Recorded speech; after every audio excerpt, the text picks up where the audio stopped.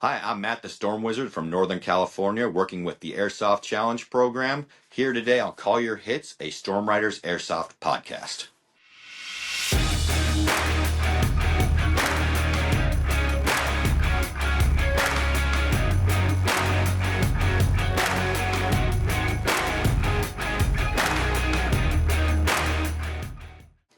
Thanks for joining us, everyone. As you heard in the intro, my guest today is Matt the Storm Wizard, a fan favorite, returning to the show once again.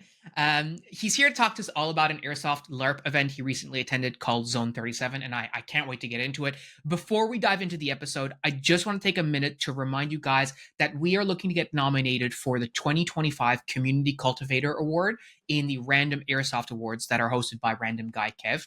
So to nominate us, you can go to rgkairsoft.com, so rgkairsoft.com, and you can nominate us along with all other individual companies or products or people that you might want in a form that has all the categories laid out, and you'll be asked sort of why you're nominating us.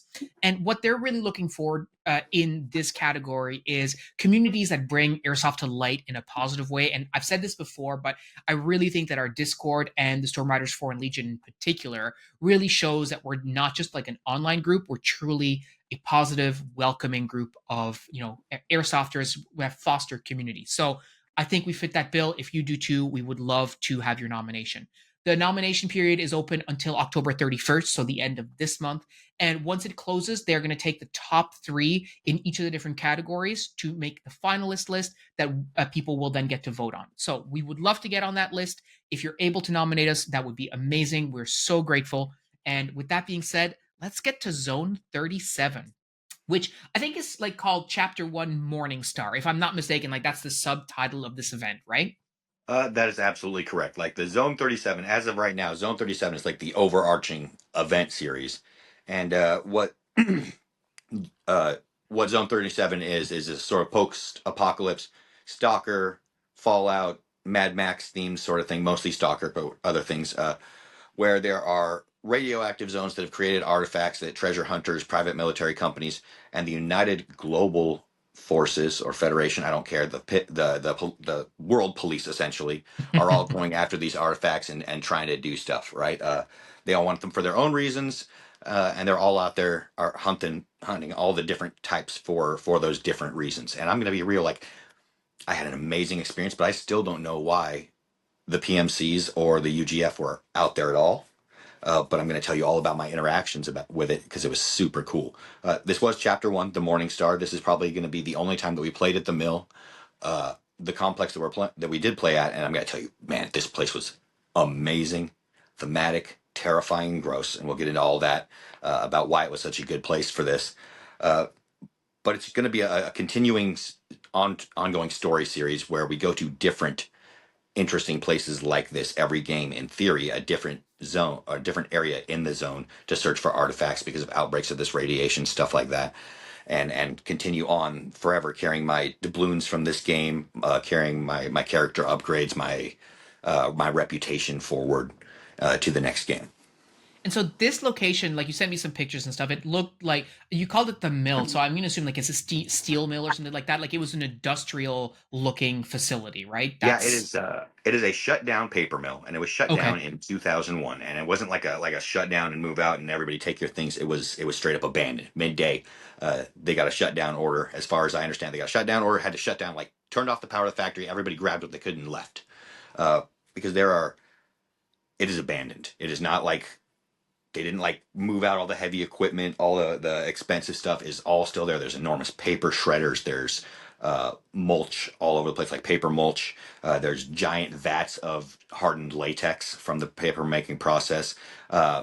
It's this huge, enormous industrial setting. It's about 2.5 to 3 miles long, Oh, and wow. about a mile wide or so across its widest point. Because they did everything here. They took in the products, the cardboard, the wood, mulched it, papered all kinds of paper. They had docking facilities. They had rail facilities.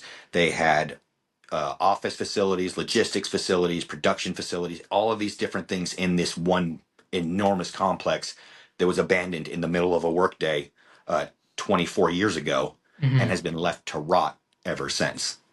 And like that would be creepy enough on its own, right? Like abandoned places, I don't know, maybe it's just me, but are creepy just by themselves, especially when it's not like it was quote unquote cleanly abandoned, but like they just left everything and then it GTFO'd, so to speak. But they also dressed it. If I like based on some pictures and videos that you sent too, like they took it a step further in terms of like stage crafting, essentially, right? Oh yeah, these guys took it, and I mean not just the AO, which props to Alex and Nick and the whole cadre and admin on all of them. They had a very limited staff, and they did things all over this huge facility, right? And there were things tucked in every corner, every nook, every cranny to find. We only found 70% of the stuff they had hidden on the field. You know all about that. Mm-hmm. Uh, and they worked so freaking hard to make this place cool and add to the theme, to add to the ambiance. There's a few places where there's like trails of blood, bodies hung up. Uh, Wow. Outside there were skeletons hanging from catwalks, like hanging. Yeah. Uh, Inside we had the bodies that you're gonna post here, where I actually was wandering around at 4 a.m. like having a morning walk, looking around this place and found this blood trail and followed it to this whole freaking scene. And you'll see in this video where it actually shakes the camera and there's like a big thump in the background because like I saw these things and I moved backwards and I hit a locker that was open behind me and it scared the ever loving daylights out of me. And I'm in there like, whoa! You don't hear me in the video, but dude, I promise you, I was like, ugh, clench. Uh, Yeah. it was super cool like that. And then aside from just like the normal human terror scenes, it was themed, right? Like there are ghouls, zombies, they call them phantoms, uh, who are unstoppable and out to kill you during certain parts of the day. And I didn't run into them myself the first day, but there were clues lying around about them. Like there were places where there was black lights and they had like broken open chem lights or something like that, and there was like green glowing goo just going through the flooded facility, like running through it as like because this place was leaky. There Mhm. was water like actively running down the middle of some floors, and so they could like add at one end and it would float through the whole facility. Uh, they had black lights set up as like a light, like a slow strobe, like a flash on sort of thing. They had black lights set up solidly where you could see things in the rooms, but that only when you were within the black lights area. And they had them like set up too high for you to reach, like so you wouldn't accidentally snag them. We did. We accidentally grabbed one. Admin told us to put it back because I tried to turn it in. Mhm. So they did a whole lot to do ambiance for this, and then they cleared up enough space that we'd be able to play safely. They roped off areas where we could not play safely because there were like places on the third floor where there were 10-foot gaps in railings that are over paper mulchers. There's like giant 3 foot wide blades. Like you see Right. the Yeah. online videos of the shredders, but it's like 10 feet long, and the blades are like, "Rah!" And like they're not running. But if you fell in there, you're dead anyway, just trying to get out of the thing. Mhm.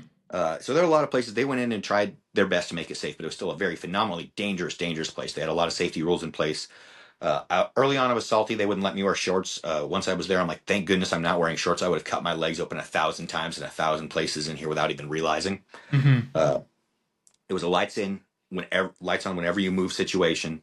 There was like no playing. There's no like turning off your lights and running in the dark to try to escape somebody. If you're moving, lights on, and there was every reason for that because it was horribly dangerous, horribly unsafe, fantastically thematic, so scary, so creepy, so cool.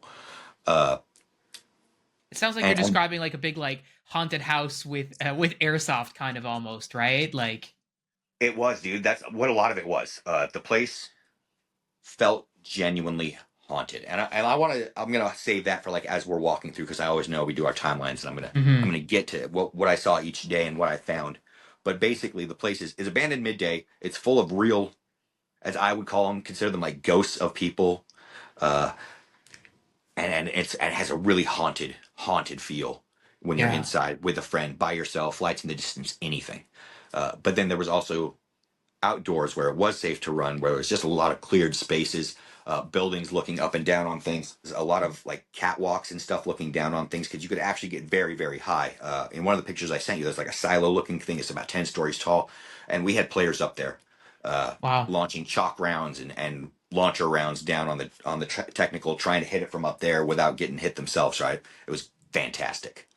So this was, I think, if I remember correctly, it's like a 40 hour sort of like multi-day type of event. Were you going, because you described like an AO that sounds really dangerous as well, right?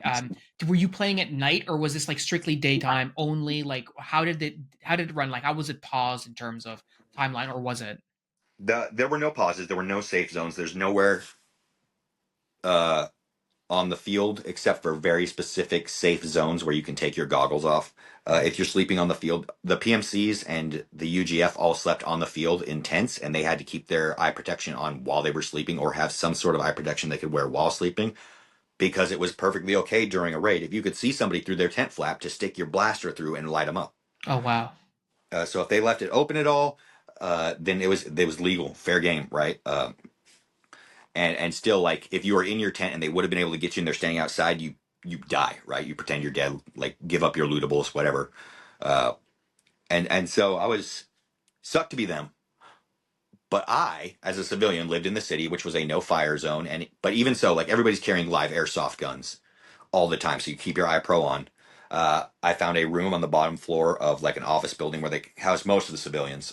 There was no camping for civilians. We were housed in an office building, like suites of rooms up and downstairs. I found like a big office in the downstairs, and threw my mattress in there, set up all my gear around, set up my chairs in there. There was a table already, so I was able to get everything set up and around in my space and like lined up.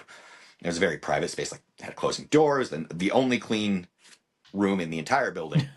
I didn't have to clear it out because last year at an event somebody used it for headquarters. So I also had a map in there, which was great when I was going to go out hunting. I would look at the map on the wall. It was very, very video games, right? Like, let me check Mhm. where my location is on my map. Bing, Yeah. off I go.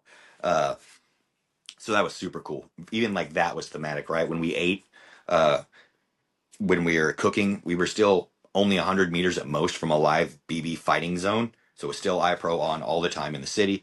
You could take your iPro off if you went inside a camper, because like it's not cool to whip open somebody's RV door and start blasting BBs inside. And that was established very early on, right? Yeah. Uh, and you're safe in the porta johns. And then like the admin had rooms inside their building where you could actually go inside, close the door, have a small room space to take off your iPro, clean, check stuff, whatever you needed to do with iPro off. But like before you left that room or open the door, you had to have your iPro back on. Gotcha. Yeah. Because yeah, we were like, I was carrying live airsoft grenades on my belt all weekend, just like here. If there's a mistake, if one goes off, we all need to be wearing eye protection. I don't want to catch Definitely. that thing to the eyeball without something on, right? Yeah. Uh, 100%. so there was no stop from the beginning of Chrono at like two o'clock on Friday.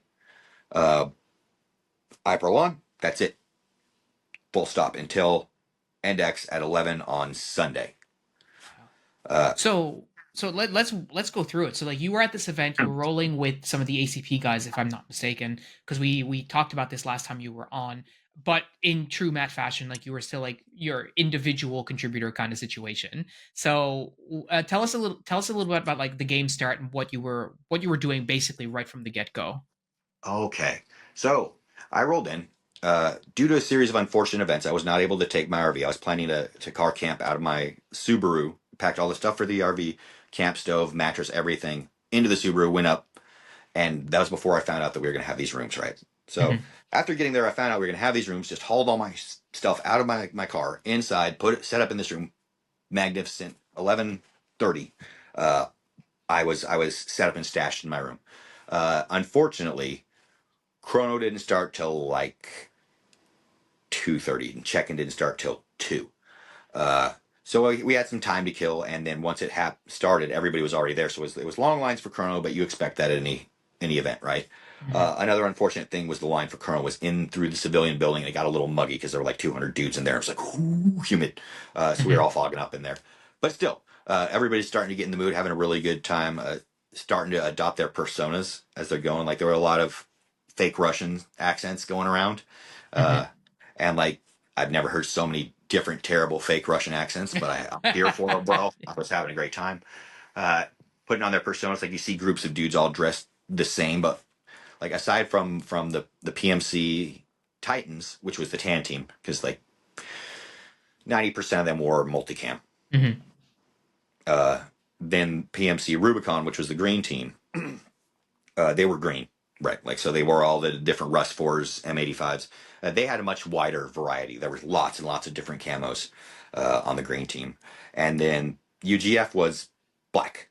Mhm. They're the world police, and they wear all black, head to toe, helmets, boots, uh, gloves, pants, shirts, gear. Everything's black, black, black. Multicam night, ATAX black, Mhm. all those goofy, super cool looking, but actually I stand out no matter how dark it is camos, right? Yeah. Uh, and then just plain black. And then civilians wore whatever they wanted, except no black, no camouflage, Mhm. which was a pretty simple thing. But some civilians took advantage of this to dress like very military-ish, and they kind of used that to sneak among the contractors and be nasty little dudes about it. And there's some people were out there doing like murder goblin stuff, uh, totally unnecessary shooting of people. There were at one point it was like two of the factions were like shoot on sight with two of the other factions, and we'll get into that. But the first day, everybody was hanging out, having a great time. They did the safety briefing, the sign in at about 6 o'clock. Uh, and then everybody was starting to get ready at 6:30. They started moving the private military contractors and the UGF onto the field to their fobs, all their gear, all their luggage, everything in either trucks or like they could take their POVs out, personally owned vehicles, to drop off the stuff and then bring it back to the parking lot. So everybody got moved out onto the field, got there to their bases, and at people started moving on. 7:30, the game was live, and at that point, I'd already, it's five, it's 8 hours I've been there. So by then I've already set up my room, made sure all my food's ready, sorted everything, hooked up with the Airsoft Challenge program guys, who were Dustin and Gavin, who are like the two main guys, were NPCs. They were roving traders that could sell you BBs or buy your artifacts and stuff. And then one of their other guys who helps them out a lot, who comes to their booths and runs like logistics and everything, Alex. Shout out to you, Alex. Fantastic job. He was the guy driving the technical 2 weeks ago that I blew up with a bunch of chalks Yeah. that I posted up. Uh, so it was me and Alex were the two players, and then the other two were doing NPCs for most of the weekend. So Alex and I made the plan to get out as soon as we could into the zone as soon as it went off, and he and I were going to check the areas that we knew were away from the PMCs and the UGF, right? Like, because we knew they were towards one end of the field, the other end of the factory was going to take them time to penetrate. So we wanted to get in there before everybody else did. Uh, or no, we decided to get up to the other end of the field where they were, so we could penetrate in before they did the full sweep of those areas, and then we could explore our area at our leisure. Right. So we penetrated deep, and he and I went like up the middle of this factory, way, way, way, way, way east. Okay, north. We were sleeping at the most northwest corner, and he and I like went south straight into the factory, and then shot east. And at the very, very eastmost part of this, there's a main road that parallels the factory, and the very eastmost part is the Rubicon, which was the green team. And then about halfway down the, or a little less than halfway down the road, just outside the city, you could even see their camp from the city and look over the fence and talk to them, was the PMC Titans, and they were the TAM team. Like they were right outside the city, and that's where their camp was, a little bit down. Like we could see them, they could see us. We couldn't shoot each other necessarily that easily, but as soon as either of us went outside our bases, we could get at each other. Mhm. And then way down on the right side, about halfway down the map, they were much closer than the other two, uh, like east to west, but they were much further south. They were on the very south side with the UGF, and they set up like they had a little embermed location with like a circular berm around it that they set up a camp in. Uh, and so we shot way down there, found a few artifacts the first night. The first night I found an ammo can with Zone 37 on the side. Uh, and the crystal artifact. And there were several artifacts with sorts of different things. But Alex and I specifically wanted to go for the crystal because it let you go into one area that they had entirely roped off called the restricted or radiated zone, Mhm. where you could only go into if you had the crystal. You could go in for 8 minutes and you had a chance to find a loot box or an ammo box. Uh, they were ammo boxes, but they played loot boxes, right? And get an especially cool thing. Okay. So Alec, I decided that like I didn't really feel like that. I wanted to let Alex go. He was way into the stalker thing. He had the whole setup. He had the whole outfit. I was just there because it was a post-apocalyptic game, and I like these dudes, right? He was Yeah. way more into it. So I'm like, Alex, take the crystal. We're gonna take it to the zone tomorrow. And unfortunately, if you get killed while you're holding one of these artifacts, whoever killed you can take it, or the UGF could take it from you live. So as soon as you're holding something and anybody else knows, you become a target, and you also feel like you're a target, even if they don't know you have it, even if Hmm. they have no reason to see it, if they're too far to see it, whatever. You're like, no, nobody can see. So I had a cape on, and I kept that crystal tucked under. And then Alex, what he did was he made some more money to get an item we call this in the game called a lockbox, where we could put the crystal in, and even if somebody killed him, we still had it. Gotcha. Uh, so that was what we did our first night. We made enough money to stash the crystal, to pay the guide at the radiated zone, because you have to pay 10 doubloons at the radiated zone to the guide to let you in, and you have to be ready to go in, right? So we bought the lockbox, put the crystal in it, waited, because there's only certain times.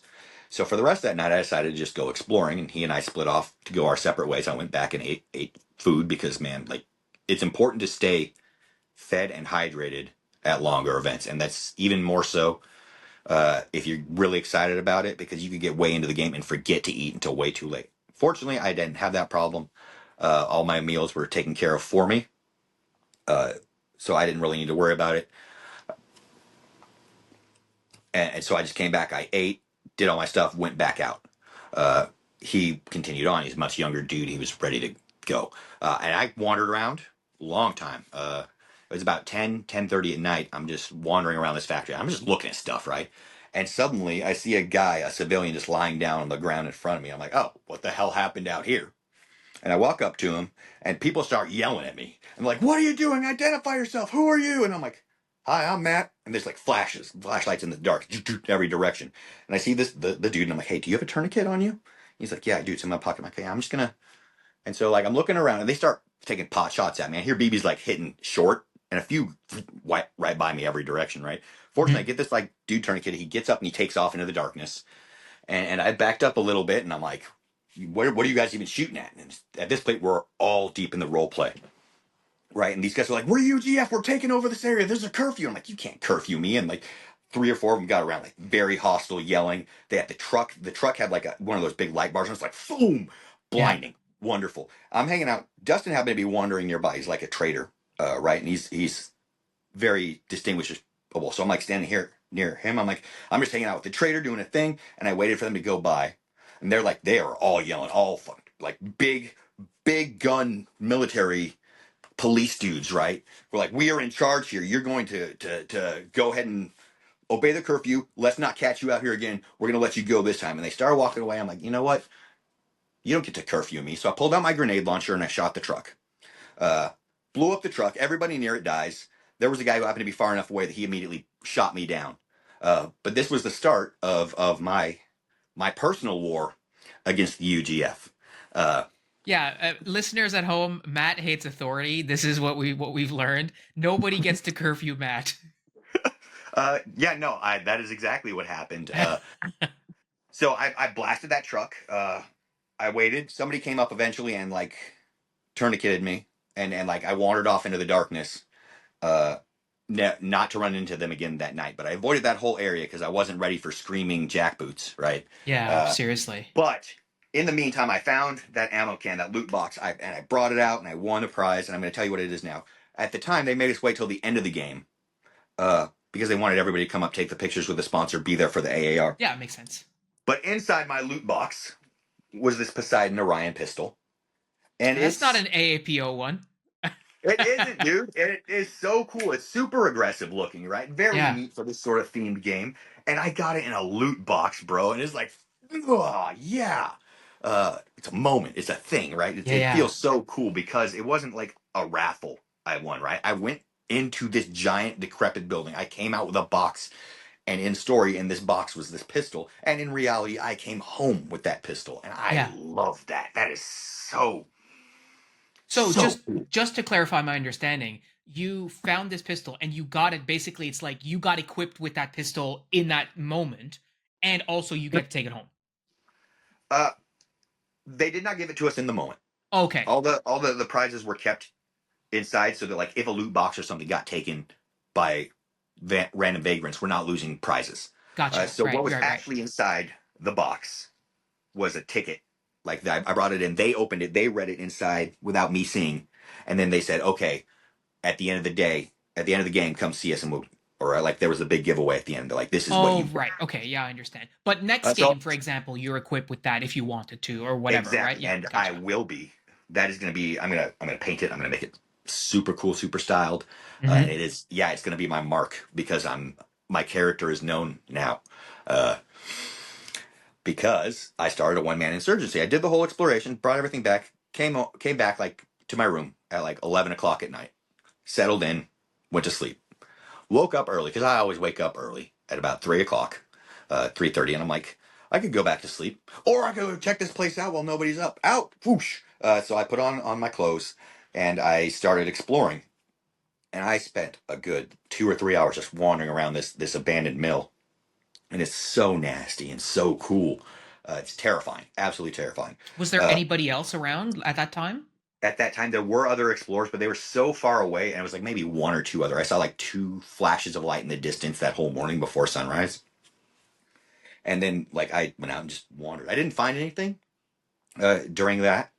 Uh, I just I just saw the place, and it was Hmm. totally worth just seeing and being and doing uh, and hanging out during that. Then I came out as the sun was coming up. I got some coffee off the food truck, came back out, and found the Airsoft Challenge program guys were hanging out near the exit of the city, uh, doing their own thing. And so I rolled up and I started talking with them. And we're just chatting, and all of a sudden, somebody behind me goes, "That's the guy from last night!" And I get shot in the back like 6 times. Oh, no Uh, way. so I just dropped. Uh, but I play the whole dramatic thing, like I'm like, "Why would you shoot a man in the street?" And they're like, "You a guy just like you blew up our truck last night and killed 5 guys," and then the other civilians are around me, but like, "You just shot this man in the street. What is this?" And they're like, he blew up our truck," and they're like, "No, this isn't how you handle it." And like everybody around is like role playing it, right, while the UGF guys are like, "We're just doing our orders, following orders. This guy's wanted," and they all continue down the street with it.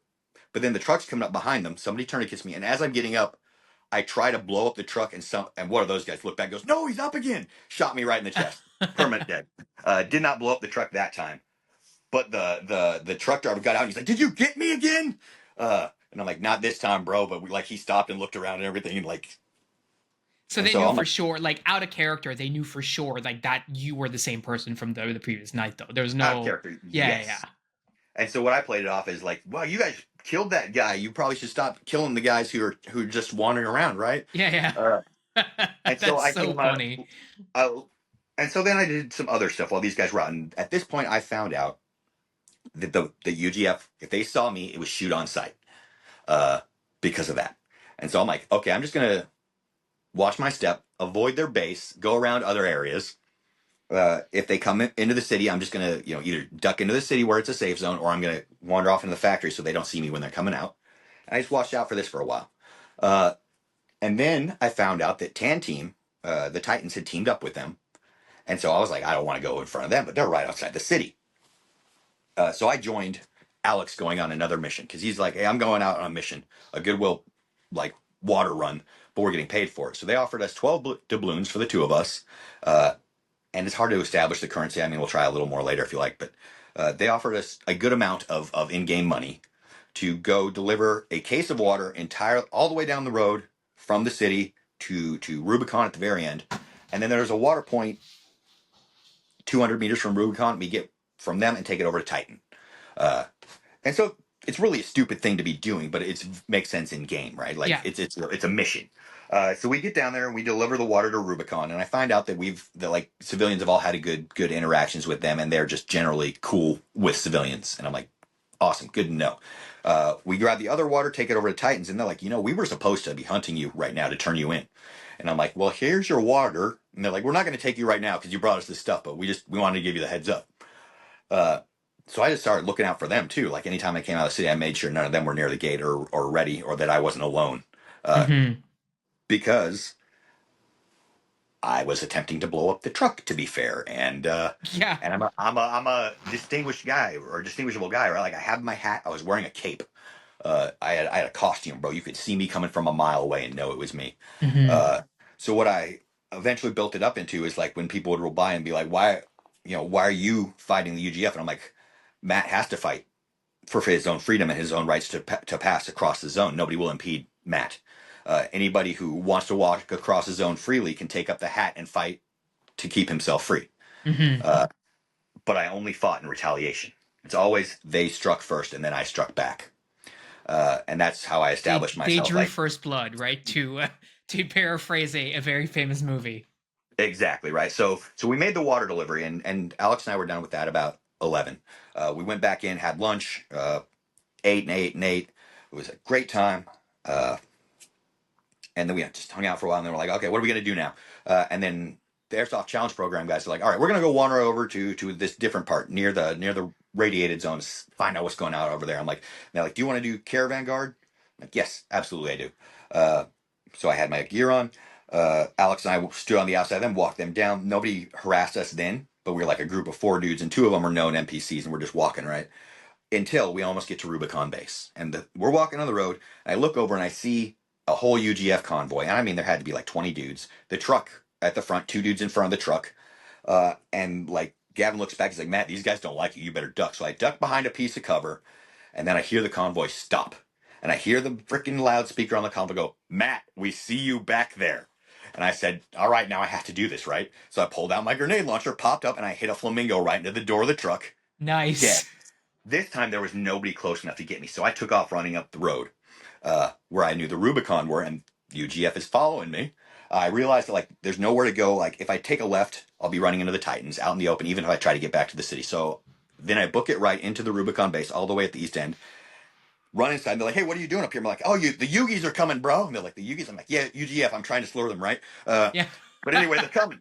And they're like, "They are. They're raiding us right now." I'm like, "Yeah, they're raiding you guys right now, this moment." And so a bunch of them go rowing out to the road, and there's this huge fight as like the UGF originally just chasing me up the road has now engaged within the entire PMC at their base. So there's Right. dudes running out from the back. There's a shirtless dude with an RPK up there, like yeah, like running. They're all yelling in like pseudo Russian nonsense. I love it, dude. It was wonderful. Uh, Gavin and Dustin followed me in. We just hung out in the Rubicon base for a while, and like there was BBs flying overhead, and we're like ducked down behind stuff, making friends, talking about the Airsoft Challenge programs. Like, what brings you guys here? We're like, oh, we're just here to spread this and all this. Do you guys need to buy any BBs? All this stuff. They could turn in missions to Dustin or Gavin, or get missions from them. Mm-hmm. Obviously, they weren't doing it at the moment because there was a huge firefight going on just outside their base. Uh, But we got spent a lot of good work, made some really good friends, just sort of hung out, smoking and joking during a firefight. It was super thematic, super That's cool. chill. I Uh, love that. as it died down a bit, we decided to book it back to the city. A few of the Rubicon guys were like, "We'll go with you," and we're like, "No, thank you." But you guys all just got in a huge firefight with UGF. I don't want to get caught for being caught. We did end up hooking up with some other civilians on the way back to the city and cruised back that way. And then we got to noon when Alex and I were going to make our trip to the radiated zone. So just I want to come back to the firefight you were just telling us about. So the Yugis were chasing you, but Yeah. the Rubicon guys had no idea that they weren't coming to raid their base. You just told them that, and they bought it and started fighting back. Basically, did I get that right? Yeah, that's Did exactly what happened. did they find out later that the Yugis were not coming after them and you set them up, or Well, we don't know that they were or were not coming to the Rubicon okay, base. yeah, but They were like coming up that road. It could have been to right. raid the Rubicon base.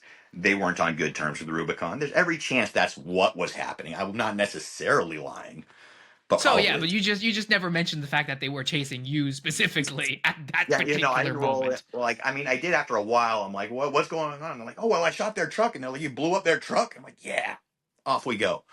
Uh, so yeah, no, dude, it was But on, that wasn't truck was until coming for you guys, so I did you a favor, right? Like right. Yeah. No, like absolutely. yeah. Also, let's call out Flamingo right now because those were flying chalks that I was killing the truck with all Love weekend. it. Love it. Hopefully I Uh, get to do the same thing at Red Road in next month. But anyways, continue your story. So you got to noon. so we got to noon. So it's time for Alex and I to go to the radiated zone. But at this point, I know I'm entirely wanted. Yeah, persona Everybody's on non the lookout for grata, me. right? So I went out. went back and I put on just a sun shirt with a hood and I took the face off my mask, right? The shark face off my mask. It was Yep. just a plain black mask under that. And I borrowed some goggles and I just went cruising out with him holding my AAP like I was just a regular civilian that nobody else knew. And it worked like a charm, dude. Nobody knew who I was.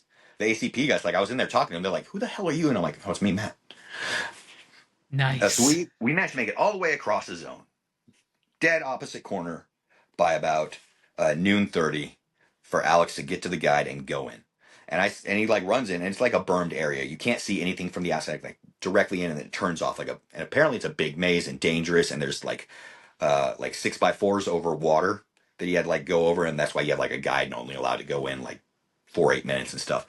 But Hmm. also there were some burned areas. So like I'd see his head or his upper body pop up now and then. And then he came out with an ammo can. Uh, Sweet. and so we very carefully like just sort of set it at his side, and we made our casual way back to the city. And we ran into some other cities along the way, and they're like, "We'll go with you guys." And we're like, "Cool, you do that." And along the way, I'm like, "Hey, dude, there's some Titans." And then the other cities like peeled off. They're like, "We'll handle them." And they go off, and like Titan goes, "Those guys!" And they go running off. And Alex and I are like, "Ha ha, yes!" And those dudes engaged Titan, gave us the open field. We sprinted straight through into the city, and he got in there, and he won a WeTech Sig of some type Sig pistol from that. Cool. So we both came away with brand new gas blowback pistols from loot boxes. That's awesome. He found a bunch of other like relics, so he turned them in and like made a bunch of money. But after that point, I wanted to see every corner, so I decided I was going to settle our beef and see what's going on. So since the town was like the center of operations, even UGF had to come in. They would just come in force. Uh, Make sure there was a bunch of them at once. Like they wouldn't come less than like 5 or 6 dudes at a time into the town. Uh, with the technical drove through the city like super fast. If there was nobody on the road, it went fast because like 20 miles an hour, 25. I'm not because they were firing rockets from every direction and foam balls. But he had to be careful because like Rubicon was taking pot shots at the truck every chance they got at this point. And a few of the Hmm. civilians. I had a buddy who had also some flamingo chalks, and he was just harassing them all over the town. Uh, So finally, like their commander, the UGF commander, comes into town. I'm like, "Hey Nick, come over here real quick." And he's like, "What?" And I'm like, "What's up with your truck?" And he's like, "Well, every time I try to leave the base, it gets blown up." And I'm like, "I'll stop blowing up your truck if your guys will stop harassing me." And he says, "What?" I'm like, no curfew, no shoot on sight. Don't try to take any of my artifacts. Leave me alone, and I'll stop killing your dudes and blowing up your trucks. Within an hour, I was walking the streets right by UGF guys with them just like, and letting me go. Uh, Giving you the stink eye, I'm sure. Yeah, so I wandered over to Titan because we had done the water delivery earlier. So I walked over with my hands up and I'm like, "Hey guys, I'm I made peace with UGF. You guys need to leave me alone now, or I'm gonna have you know I don't want to fight you guys." And they're like, "Whatever, dude. You're just one dude. B right." Uh, so I hooked up with a dude who wanted to collect my bounty. I'm like, "Let's go. We'll talk. We'll get it done." We agreed to half the bounty, but by then the bounty had actually expired. Okay. Uh, So it was just like whatever. And he's like, "Peace. We have peace now. It's good." And so I wandered around the whole that late afternoon and into the next day without anybody harassing me once they knew I was there. Uh, there were a few times it would be like long distance in the dark. And they're like, "Who is that?" And I'd be like, "I'm Matt." And they'd be like, "Okay, go ahead." And I moved on into the day. So I had a really great time. I established myself as like a don't like a guy who's just there to exist, but if you mess with me, then it's going to go poorly for you. I'm really happy that that's how my character turned out. Yeah, Uh, it was wonderful. you're like the John Rambo of Zone 37, right? Like the original John Rambo, not the like Yeah, no, crazy first blood. like Yeah, yeah, absolutely. Yeah, exactly. Yeah. I'm just walking the streets, and they're like, "You need to get home," Yeah. and I'm like, "Fine, I guess we're fighting to the death." Yeah, exactly. Uh, and it was fun because like they would come in the next day, and they're like, "Yeah, we had to kill you because you killed our truck." And I'm like, "No, that was a different guy, but he sounds very handsome and competent and cool." And they're like, "You're gonna do it too, aren't you?" And I'm like, "If I get the chance." Uh, Hmm. so I also established that I was not the same person I was yesterday. Yeah. Uh, that I am just someone who takes up the mantle of Matt and continues on. So I really enjoyed doing that whole thing and playing that part. Because we've got an in character chat going in the Discord, and like that's my whole thing. I put in my manifesto that like I will walk the zone without being impeded, or I'll kill you. Yeah. And other people had their own stories. There was a guy who was like an Indiana Jones type. All he had was a pistol, and he didn't make any enemies. He just wandered around exploring. He was buying artifacts so that he could get artifacts, so he could go exploring more. Like, because some of the artifacts are things like you can carry a two-person box by yourself if you have the artifact, or Hmm. like I said, the crystal you need to go into the radiated zone. He was going after that, and he was collecting other artifacts, like revive artifacts and heal artifacts that he wouldn't need because he didn't fight people, and he was selling them for money so he could buy the artifacts he wanted and go explore more. And I thought that was super cool, right? Because we're all doing a different variety of this, but eventually, like, if you want to, you can play it as a looter shooter, right? Yeah. That's what it was for me. But for him, it was just an exploration loot situation with now and then there were baddies because you couldn't make peace with the phantoms because every day at random times there would be an air horn, and they had like an actual like meow air horn, Hmm. and once it went off, you had 5 minutes to get inside. Anybody in the streets, not under overhead cover at that point, automatically dies. Wow. Okay. Uh, but then inside, the phantoms are coming after you, and there was like 5 or 6 dudes, and they had a couple of green chem lights on them, and they would just wander around. They had nods. Some of them had nods, some of them had lights, and they'd wander around and hunt people, and they were invulnerable. They would do a sturdy walk towards you. So if like you saw them, you turn the other way and you turn your light on. You walk as fast as you can because hopefully somebody closer catches their eye. This is where the whole stalker thing comes in, and then they'll go after you, bro. Like and try to touch you. And if they touch you, you die. So that was really cool because you were indoors. You couldn't run. It was super scary. These dudes who kind of glow are coming after you. Uh, So that was like a thing that broke up all the monotony, and even the coolest dudes who didn't make enemies had to watch out for these guys, right? Because they could Hmm. still kill you. And then they would just, I don't know about artifacts once you're dead from them, but I can't imagine it's good. I probably, maybe they eat them. Because once you died, you could be looted for 3 items. You could either be looted for artifacts, loose BBs, or radio frequencies. So I didn't have a radio. I didn't care to drop in on any of the other team's frequencies or listen to their stuff, so I didn't worry about that. Really, I didn't fight anybody, so I didn't loot anybody. Hmm. The few times that I got into a fight, I was very, very dead afterwards. Right. Uh, or like there was a big situation like where I led them into the Rubicon was like, I can't loot anybody. They're still having an active firefight, and I'm getting out of here. Yeah. Right. Uh, so I didn't loot anybody all weekend, but you could loot BBs, artifacts, or the radio frequencies. And the BBs came in like a plastic baggie of 200 at a time, and you could buy them from the traders. Either there was like a trader set up in the city where they had like traders row where they actually had real world airsoft dudes you could buy, like if stuff broke or you needed replacements you could buy from them with money, or you could use in-game money at the in-game trader to get artifacts and other things like a few snacks or whatever, right? uh okay, so to Friday night, and then the phantoms, right? So there were a few people who were like, you just couldn't avoid at least running at some point if you were really out there, right? And that was And a lot of multiple people, times throughout each day they were doing the phantoms.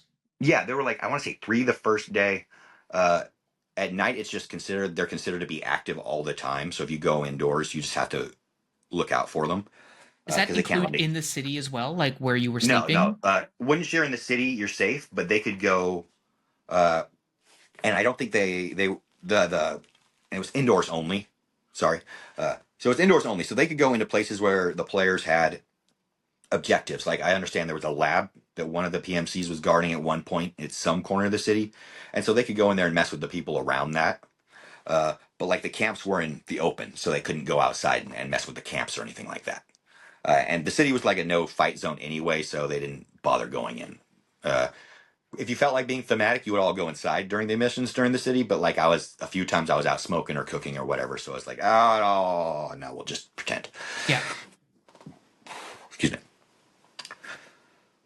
So anyway, So Friday night. yeah, Friday night. Yeah. Uh, so I did a lot of exploring, just looking around. Made a lot of friends, and that's when I actually went to each base and like and established myself as like a dude who is cool, and I talked to people at each base. And I decided at that point I wanted to see every corner of this map. So I went and walked around the entire perimeter of this thing, except for the radiated zone because it's at one of the corners. But I walked around that, and I made sure I touched or got within sight. Like if it was a video game, the whole map would have been revealed out to each corner, Hmm. and that was the goal I made for myself the last day. Because at that point, I got a loot box. That was cool. We found artifacts. That was cool. We did the radiated zone. I established my character. I created my own lore. Uh, Now I just wanted to see the place. So I went around all the corners, saw everything, saw the flooded basements, saw people like the ghosts of everyone who had ever worked there. It was like, now this is where we're going to get into it, right? Is like, because I've worked blue collar for 10 years, and before that I was in the army, and I ran into occasional places with locker rooms and stuff, but you get into the offices or locker rooms for the workers, bathrooms, people's names were still inside the lockers, abandoned clothing, like Mm-hmm. work shirts. And it was crazy, right? Like, 'cause I look at this and like, I was a dude who worked in this sort of situation. I had a locker once with my name on it, uh, as a mechanic, like looking around, and then there's photo albums and pictures and like people's families and their memories and everything that a person thought was important to have around them all day at work. You spend a third of your life at work, and they thought it was important to have this around them during that third, and it's all just strewn all over the floor and thrown everywhere and rat eaten and wet and rotten. And it's so spooky because aside from like the whole ambiance of it, it's just like this is everybody there had a future and a hope and a dream, and then one day was just snatched and Mm-hmm. gone, instant. The whole factory shuts down, and 1,000 people go home and never see their belongings or their stuff again. And that's so, to me, that's so interesting. It's so freaky. It's so cool. Wandering through it and like looking at it. And I step on something. I look down and it's a frame. Like I just broke the glass in it. And it's an old picture of somebody's mom or whatever. And I'm like, it's very, very like you get into the moment. You're like, oh, holy crap, dude! Like, because that's the kind of stuff you'd find in like a Resident Evil game where it's like, oh, Yeah, I'm yeah, looking at the exactly. picture, and it's like the technical documents, specs for all these machines, all over. Like, dude, it was, you couldn't have created a better place for a scary airsoft game, dude. It was so cool. So Friday night, that's all I did is I looked around the outside of it and I slowly spiraled in and checked out everywhere. Uh, Dropped off waters at a few random locations just because I knew that like by the lab, dudes were like constantly having firefights with each other. And I'd wander by and they'd be like, "Do you have any water?" And I'd be like, "Take a few bottles." Mm-hmm. Uh, because I knew it was happening. And so I just wandered about. So what I'm going to do, I think next time is I'm going to set myself up as a wandering trader, arms dealer sort of situation, uh, with flamingo grenades and BBs and stuff, and And maybe bottles play of with water. and bottles of water, right? Because people needed that when they were out in the field because their bases had plenty. There were places to get water. Don't They had the water if they wanted to go get it. That Mm-hmm. was not hard. It was within 100 feet of them, but there were some places where it's like we don't want to give up our position, or my character is staying up here, and like some guys were like 10 stories in the air, so I don't freaking blame them. They had their friends running them up supplies Yeah.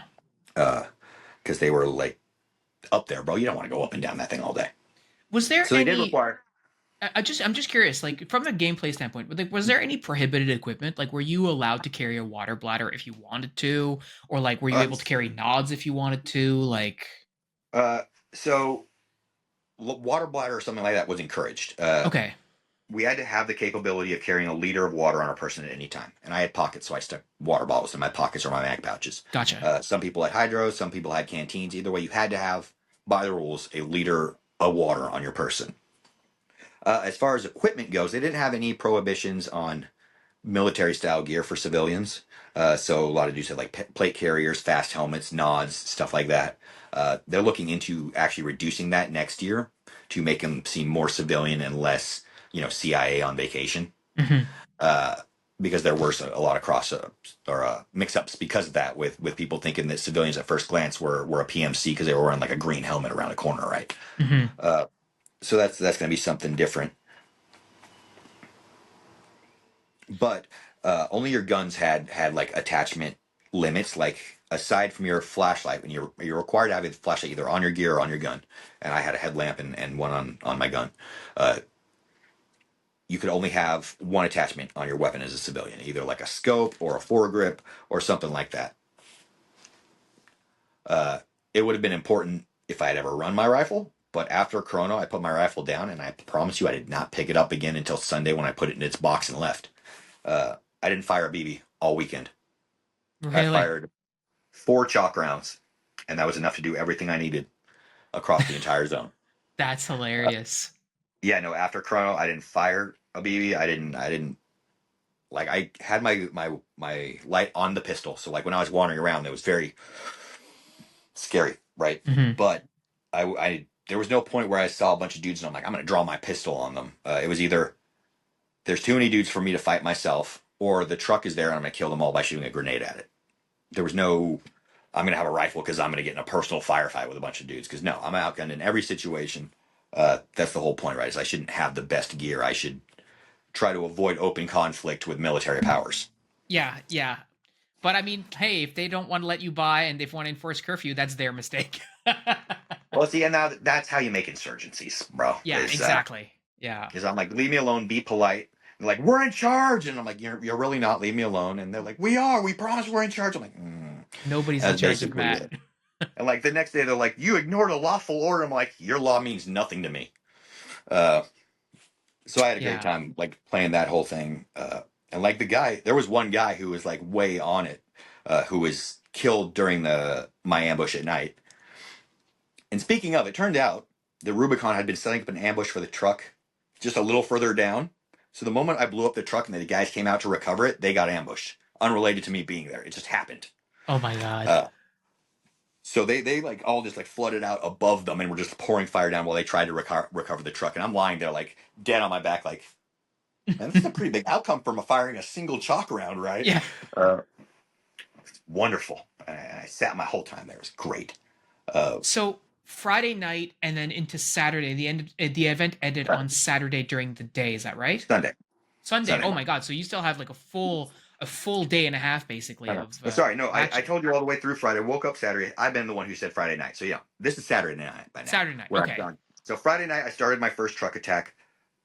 Friday night, yeah, killed the truck. Saturday, fought the truck and UGF all day. Saturday afternoon, established my piece. Uh, Saturday night, I'm exploring free. Yeah. Uh, by Sunday morning, everybody's wiped. There were a few explorers still wandering like back and forth to the zone, but like the fighting had all died down. People were just like existing. Hmm. They did 40 hours. They probably could have done 30. It probably could have been like early one morning to like late the next afternoon would have probably been good. Because after about 30 hours, most people were just wandering around, bumping into things. Uh, I had plenty of food, plenty of water. I was fed, hydrated all weekend. I had somebody taking care of me the whole time that I didn't have to worry about it at all. I just came back to camp, ate, uh, drank water, hung out, did a lot of BSing, joking and smoking, wandering this whole place. Uh, this whole time it was great, but like even so, like even not having to worry about that after like by Sunday morning, I was just like, well, I'm gonna stay for the raffle, but I'm done. Hmm. Right? Like I got in the truck and rode around in the technical. Like he came to city and like I just jumped in the bed and rode around for a while just to see like what they had been up to and everything, which was really cool because like I'm just sitting in the back of the truck. We drop off some UGF guys and he's just like driving around the zone and people are firing launchers at us. Hmm. Uh, just as the truck goes by, they've just been doing this, harassing him the whole time. So I'm like seeing foam balls drop behind us every like 5-10 minutes. I'm like, well, this is freaking crazy.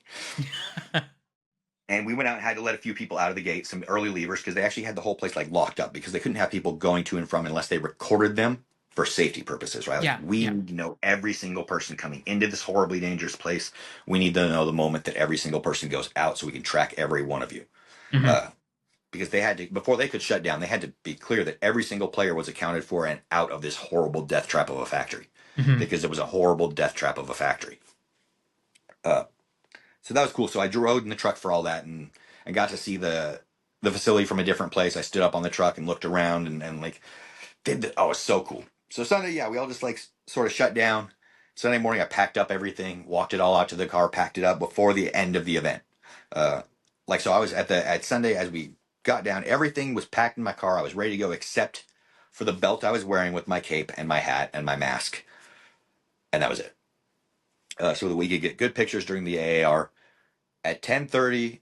It turns out that while I was winding everything down, the PMCs and UGF were still fighting hard. The Morningstar had been found, which was the whole point of the Morningstar, as far as I could tell as a civilian, was that it was worth 100 doubloons at the trader. very, very expensive a piece of equipment or like artifact. Turns out, Rubicon was trying to get a hold of it to detonate a device to destroy that chunk of zone forever.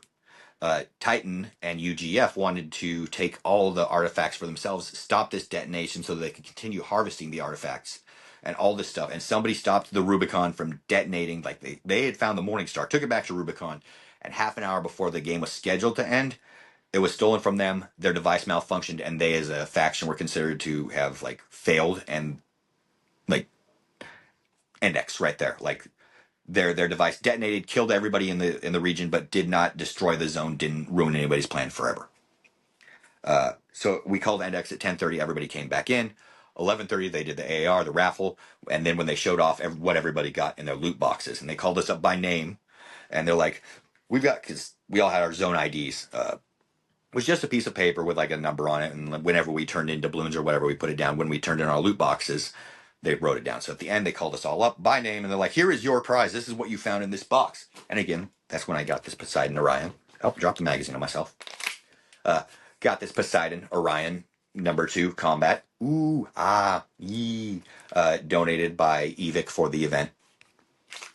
It's really cool. I like it. It's like Yeah, a polymer P80 lower, like Glock upper with the cutouts. I normally not a Glock person, but this one's neat. I'm gonna do, I think, yellow and purple so it matches my grenade launcher. good idea. Uh, so anyway, that's when I found that. We all took pictures. They talked about individual people. They're like, "This was the commander on this team. He did a great job. Everybody loves him. Woo! This was the commander on this team. He did a great job. Everybody loves him. Woo!" But then they pulled me up, and it was so nice because they're like, "Here, Matt. Here's your prize." And they're like, "And Matt played the event like it was meant to be played as a civilian player." And I'm like, "That is the kindest thing. Thank you very much." So So then go we ahead, go wound ahead. them down. And then what they did was any loot left over that hadn't been found is they raffled. So anybody who went Awesome. to specifically the radioactive zone and didn't find a loot item, they got a raffle ticket at the end. So they got to get items in the raffle. And then 4 brand new players who it was their first airsoft ever walked home with equipment donated by one of the sponsors. And I wish I You could love remember to it off the see top of that. my head. Sorry, but Yeah. yeah, they were like rifles, pistols. People left with gear. There were so many cool things. There were G&Gs and Poseidons and all sorts of cool stuff like CO2 revolvers and plastic revolvers, like the whole gamut of of prizes that you might see at an airsoft. Flamingo Custom Works grenades. Uh, they donated at least a few. I know I saw 3 or 4 get given away. I'm not sure exactly how many, but like, which is real cool, right? Because they make the very best reusable impact grenades in airsoft 100% they based do. on your metrics. Yeah. Yeah. Um, I mean, did the organizers explain any of the lore during the AAR, or did they leave like questions for the players as a bit of a cliffhanger teaser sort of thing to get people to keep some of the mystery, I guess, around the zone and all that stuff? well, there were like little things here and there, like this is what this team was doing at this time, but I never did find out entirely what everybody's motivation was out there. I'm like, That's so I have interesting. that basic last bit that I just told you where I found out that they were all after the Morning Star for different reasons. But that's all I know. I don't know what they were doing during the day. I don't know what was going on in the lab. I don't know what like UGF2 was up to the first night when they shot me to death. Like I didn't go back to that area, so I don't know what they were even going out to do uh, before I interrupted them. That's Right, so I so have no idea. interesting. Yeah, because it's like in role playing games like in D&D and stuff, you often like I've often had this issue where it's like my character doesn't know something, but I as a human, I know, but my character doesn't know that. But in this case what you're describing is not only does Matt the Storm Wizard not know, but Matt the guy in zone 37, the character also doesn't know. Right? So that's Exactly right. super Like, super cool. so I think it's great, right? Like there's so much more. I'm going to be at the next event. You couldn't stop me. Yeah. Fortunately, I'm hoping they'll work with the Airsoft Challenge program again, and I'm able to get my ticket through them because uh, shout out to Airsoft Challenge program as ever. This event was the ticket was provided by them. In the final days, it got up to like $130 per ticket, and I didn't have to pay that for my ticket. So That's thanks, guys. awesome. I really appreciate that. And if any of you are in the Reno, California area and you're waffling on the Airsoft Challenge program, bro, my entire year's worth of subscriptions for these rad patch packs was only $100, right? So it covered this event and then $30 more. Uh, Mhm. like dude, it makes sense to do it if you're in our area. If you're not, they're still super cool and they're absolutely worth the $25 per patch pack. Yeah. Uh, full disclosure, they give me more stuff than I pay for. A lot of my shirts have their logo printed on it, and I'm often introduced by people who aren't entirely in the know. It's like, here's Matt, he's sponsored by ACP, and I wouldn't say it's reached that point, but I'm absolutely an ambassador for them, right? Yeah, for sure. And I Uh, mean, but that's fine because firstly, it's cool as hell. We've talked about ACP on the show before, and it's providing opportunities for airsofters to discover airsoft in a different way, doing stuff. I mean, I've got the ACP, one of the booklets that you sent me, and it's like forcing you to play airsoft potentially in a way that you don't play it before or you don't typically play it, which is super interesting, right? So I think it's a very laudable thing that they're doing, and like you just said, it's not that expensive, right? To get yourself a patch, get yourself a booklet, and start playing airsoft completely differently, right? And even for you, like it forces you, Matt the Storm Wizard, to do different stuff as well. It's not just like for me or people who are, it's for everybody, right? It's super oh cool, yeah, super absolutely. cool Like initiative. Dustin writes the booklets, but he doesn't put the prestige patch on his equipment until he does the booklets. Yeah. And it's kind of funny because he's a good 3 or 4 packs behind me because he doesn't airsoft as often, right? Uh, but these guys are totally into it. They love this sport. They love making it more. And for me, it was a way, like through different times when I've had slumps, when the season slowed down, when I was like, it's the same thing again. But I'll look into one of my booklets and be like, all right, like let's fix the shotgun up. This book's about shotguns. Let's go ahead and fix it. Try something different. I haven't fielded that thing in years. Let's do it. Uh, you know, I've never played as a machine gunner before, like an airsoft challenge program event where I played as a support gunner, uh, and was trying to fill out my support gunner booklet. And I'm like, okay, I'm gonna have to learn how to figure out how to do the machine gunner thing, and ran it. Uh, and then like besides just using different equipment off your wall and forcing you to get out the stuff that you don't usually think about, it also forces you to go in different ways. Like the penguin specifically has like go left up the field, go right up the field, go up the center, and that's really cool uh, when you're trying to get those things, and it just adds a little bit of extra variety to your day. Definitely. So, listen, before we wrap up on Zone 37, I want to ask you, aside from the things that you've already talked about sort of on the episode, what's one thing that's really going to stick with you as you think about the next event of like from this one? Like, what's really going to stick in your mind? Dude, there's this whole event was so amazing. But I'm gonna like there are 3 events that stick out to me, and the first was that first night when I first started this whole thing off against the truck, right? When they did the lights, when they did the yelling, when I said, I won't let you do this to me. And that started off the whole thing. And I remember that like crystal clear. I remember I pulled up my launcher and my cape was caught on it and it like slid off the launcher and I'm like, thunk. And it's like, boom, right on the side of the truck. And it stops and the flashers come on. And I turn to run and like BB's right in the back, dead. Uh, as you should be. Like there was a dude far enough away. If he hadn't caught me, that would have been nonsense. Yeah. Uh, so there was that. And then the other time was when they called me by name over the loudspeaker on the truck and they're like, Matt, we see you. And I'm like, this is it. We're on. We have to do this now. You have to fight me. I have to fight you. We can't just let it go. Uh, and so there was that. And then when Alex and I went back and I changed out my outfit to just a plain shirt and went wandering and nobody knew who I was, like that was super cool. Because Yeah. I played a very like that was stealth, right? When people talk about stealth all the time, they're like, "Yeah, I wear black and I sit in the shadows and I wait for hours for people to come by my position." And I'm like, I changed into a regular shirt and tossed my hat to the side. Nobody knew who I was. Yeah. So that's like that. I'm That's gonna remember that fieldcraft. That forever. what you're just Like, fieldcraft is what you're yeah, talking dude, like about, right? exactly. Like, oh, like there's a picture that Alex posted earlier of me walking next to him. And it's just like, there's a tan shirt, bro. Like, it doesn't even look like me. I'm like, haha, gotcha. Yeah, that's So awesome. those 3 moments will stand out. Riding in the truck, having people shooting at us was also super cool. The whole thing, the whole ambiance, the people in character. There was a cult. I went to bed when these guys got active, but like as I was getting into bed on Saturday night, or like coming into town for this, there were a bunch of dudes without their shirts on, with their tack gear still on, running out of the city with candles and lights and screaming about it's not a cult, it's a totally regular church. It's not a cult, it's just a regular church. And they're all running down the freaking street chanting about this. And they've all got like stuff painted all over their skin. Like they got in there with markers and like camouflage paint. Dudes have like the stars of chaos on them and stuff. All going down. Dude, it was. Absolutely. I wish I had like been a little more awake and seen what happened, but I'm looking forward to next time I go out to the explore the zone to see what's going on with the cult, with the lab, with why everybody who's out there, what they're doing, and see what I can do. Yeah, man. Well, yeah, it doesn't sound like you had any fun at all, right? No. Dude, it was all absolutely type one fun. Even when the guy shot me in the back right outside the city, and I was like, ah, and he's like, that's the guy who shot us. Oh, I got to tell you one more thing. Sorry, I know this has been a long episode, but there was a great moment Saturday morning when I was getting near UGF base, and there were two guys awake, and it was like a great Abbott and Costello moment because there was one guy who had been in the ambush the night before, but he didn't have his gun on him. He was out having his coffee and talking to the sentry.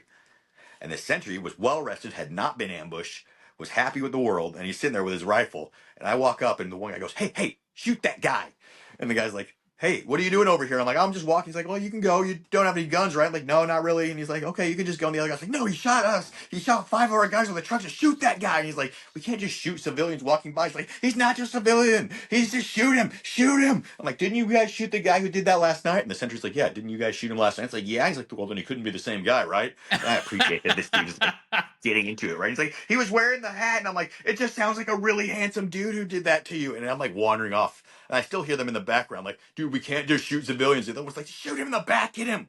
That's so funny. And I kept wandering down the street and had a great time and listening to them and just disappeared in the factory after that. But man, those guys were absolutely wonderful, wonderful moments. Good role playing all around. Some people seemed really frustrated, but I hope that was all role playing in character. Like I thought it all developed very organically.